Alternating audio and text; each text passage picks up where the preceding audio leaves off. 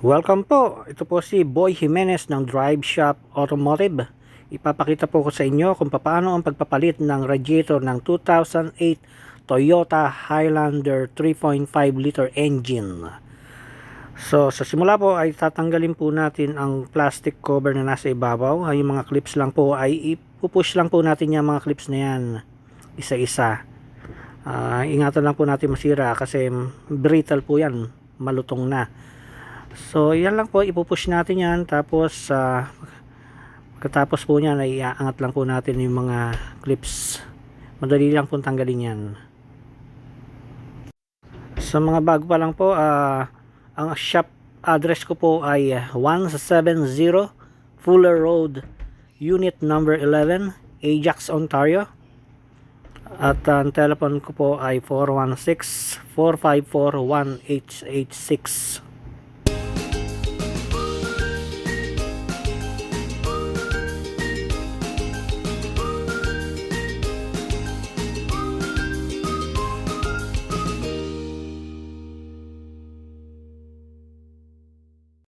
Next, pwede na po natin tanggalin ang cover.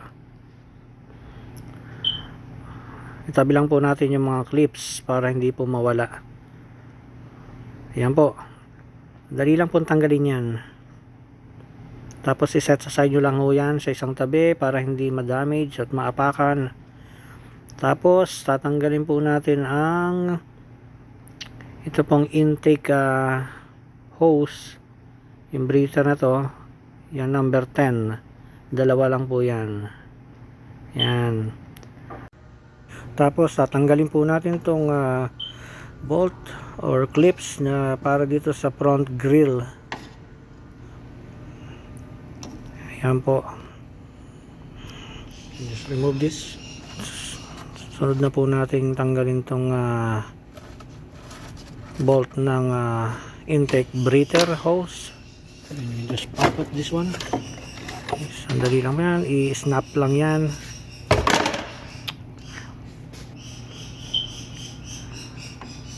Yan yung mga clips na ho yan. Tanggalin ho natin yan.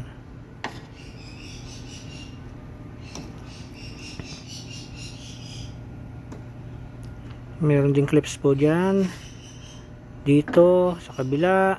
Yan yung mga I think that's a bolt number 10. Ito po yung mga clips sa ilalim na ipapray lang natin. Iaangat lang po yan para matanggal. So note po, plastic po yan, madaling masira, kaya very careful lang po ang pagtatanggal. So ganyan po ang itsura. Susunod po natin yung bracket nitong front yung sa radiator bracket, yung pinakang cover niya sa taas. Tanggalin po natin yung mga bolts na yan using number 10 socket.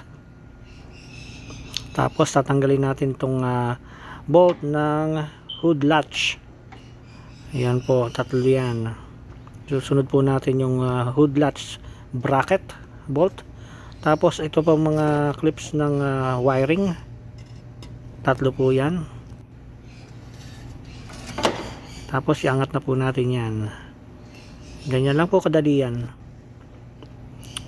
Tapos yung rubber grommet sa taas ng radiator, tabi lang po natin yan at gagamitin natin yan mamaya. At yung bracket ng sa condenser na nakakabit sa radiator, tanggalin po natin yan. Tanggalin na rin po natin ang upper radiator hose. Kung mapapansin nyo, wala na pong coolant to dahil talagang nag-leak na po, kaya hindi ko na po na-drain. So yan, tatanggalin po natin ang connector ng pan, ng radiator pan. Yan po, medyo mahirap tanggalin, kaya hindi ko na mapapakita sa inyo. Tanggalin ko na lang po yan. Susunod, iangat nyo po yung kotse kung meron po kayong hose.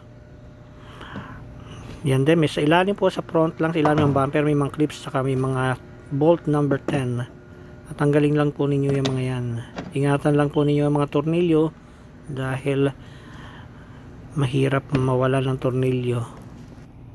Pagkatapos tatanggalin po natin yung transmission oil cooler hose. Tapos yung radiator lower hose. At pwede nyo na pong iangat ang radiator. At pag na-assemble nyo na yung bago nyo radiator, pwede nyo na pong ikabit yan. Ito po yung luma. So, yan yung pinagkabitan ng radiator. Ito yung bagong radiator. So, i-assemble nyo na. Yan na pong itsura ngayon. So, yan. Install na po. So, ibabalik na po natin kung ano po yung sequence na ginawa natin nung pagtanggal. Yun din po ang sequence pabalik. Pabaliktad lang po.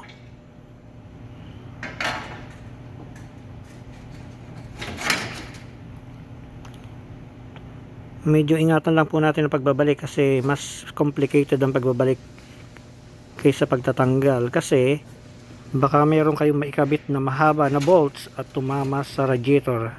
Dapat lagi pong tama yung kung ano yung tinanggal yung bolts, yun din po ibabalik nyo. Matagal po ako nagtrabaho sa Toyota. Sa Pilipinas po, Toyota na rin po ako ron. At sa Dubai, 10 years po ako nagtrabaho sa Dubai as a Toyota technician sa Lexus. At pagdating po rito sa Canada, nagtrabaho rin po ako rito sa Toyota. For how many years din? Siguro mga 5 taon bago po ako nag-open ng sarili kong shop.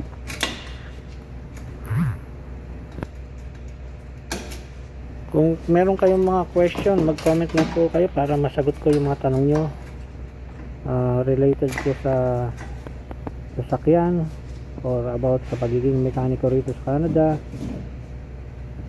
at kung paano po ako napunta rito sa Canada.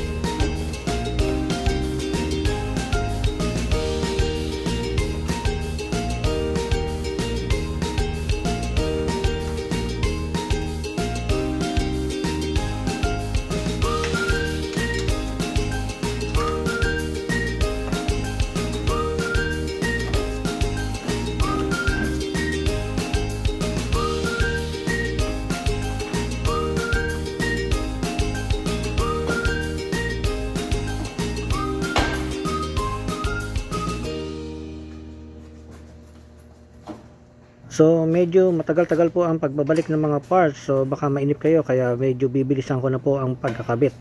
Mag-aala Superman po muna ako. Antabay lang po kayo dyan.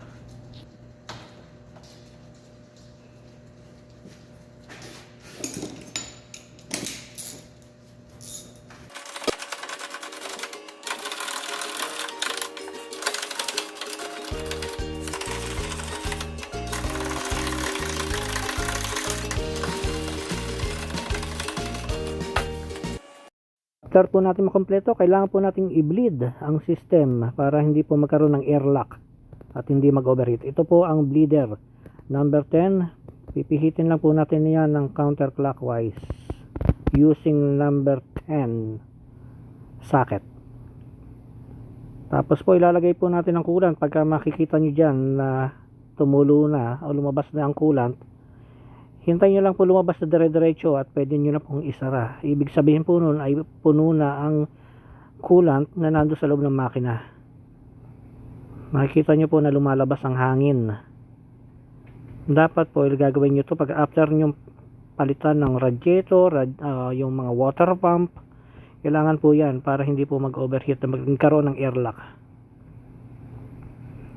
Gagamit po tayo ng pink color para sa Toyota. Yan po ang ginagamit ng Toyota. Hintayin po natin yan at makikita yung lalabas na dyan. Pagka lumabas na po yan, patuluin nyo lang mga ilang saglit lang tapos pwede nyo nang isara. Ayan na po. Pwede na po yan. Isara nyo natin yan.